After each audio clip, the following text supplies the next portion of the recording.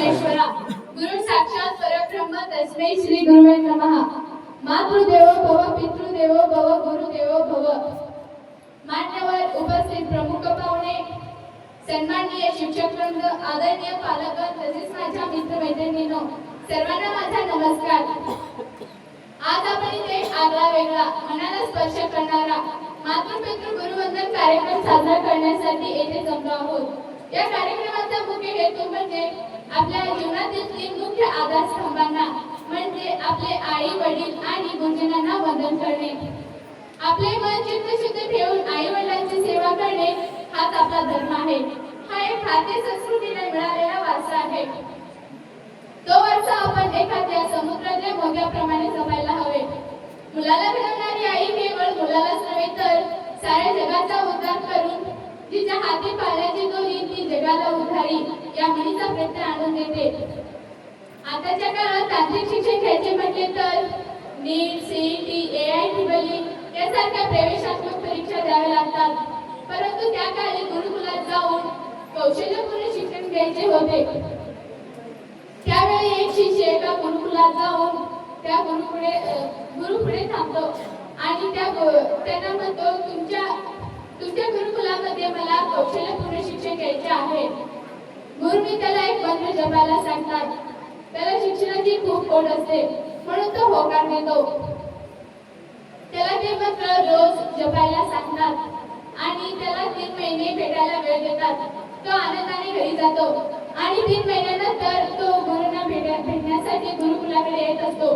गुरुकुलाकडे एक माणूस त्याच्या अंगावर घाण कचरा टाकतो आणि त्याच्यावर तो खूप रागावतो आणि आत जातो। गुरुंना म्हणतो, तुम्ही सांगितलेला मंत्र मी रोज जप करतो आणि गुरु त्याला परत पाठवतात। पुन्हा 2-3 महिन्यानंतर यायला सांगतात आणि तो गुरुने सांगितल्याप्रमाणे 2-3 महिन्यानंतर पुन्हा गुरुंना भेटायला जातो। गेल्यावर गुरुकुलाकडे एक माणूस शेणाने सारत असतो। सारत असताना त्याच्या अंगावर तो माणूस शेण टाकतो। त्याच्यावर तो शिष्य खूप रागावतो आणि रागातच आत जातो। गुरुंनी त्याला पुन्हा प्रवेश घेण्यास नकार देतात आणि पुन्हा त्याला 2 महिने भेटायला वेळ देतात। पुन्हा तो घरी जातो। ते मात्र तो रोज जप करायचा आणि 2 महिन्यानंतर तो गुरुकुलाकडे जातो।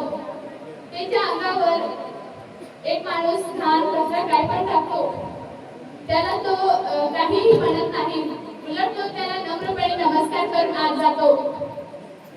आत गेल्यावर गुरुनी त्याला कौशल्यपूर्ण शिक्षण देण्यासाठी त्यांच्या गुरुकुलामध्ये घेतात। यावर हे समजून येते की विद्या विनयाने शोभते, म्हणून आपण विद्यालयामध्ये येताना नम्रपणा, शिस्त, भावैक्यता, एकात्मता, विज्ञान व तंत्रज्ञानाचे दृष्टिकोन हे सर्व मूल्ये जोपासून सुसंस्कृतपणे विद्यालयामध्ये शिक्षण घेण्यासाठी तर्कशुद्ध तत्पर राहावे लागते। आपण एक चारित्र्य संपन्न देशात राहतो।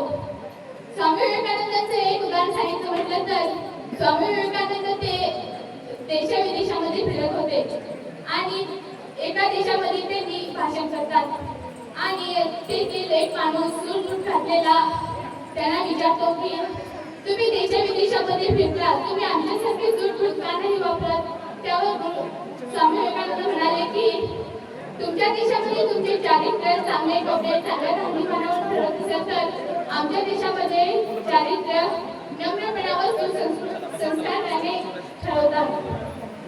आपण एक विचार करण्यासारखी गोष्ट आहे की मुलांना प्रॉपर्टी कमवून ठेवण्यापेक्षा मुलांनाच प्रॉपर्टी बनवा, म्हणून मुलांना आई वडिलांपासून लांब हॉस्टेलमध्ये ठेवून शिक्षण देतात। त्या मुलांना काय माहिती आपल्या आई वडिलांची कष्टाची जाणीव। आपले आई वडील आपल्या शिक्षणासाठी आपल्या जीवनातील आनंद त्याग करून आपल्या शिक्षणासाठी ते कष्ट करत असतात, पण मुलं कमायला लागले की त्या मुलांना आपले आई वडील ओझे वाटू लागतात, म्हणून आपल्या आई वडिलांना वृद्धाश्रमाला सोपवतात। आपल्या देशामध्ये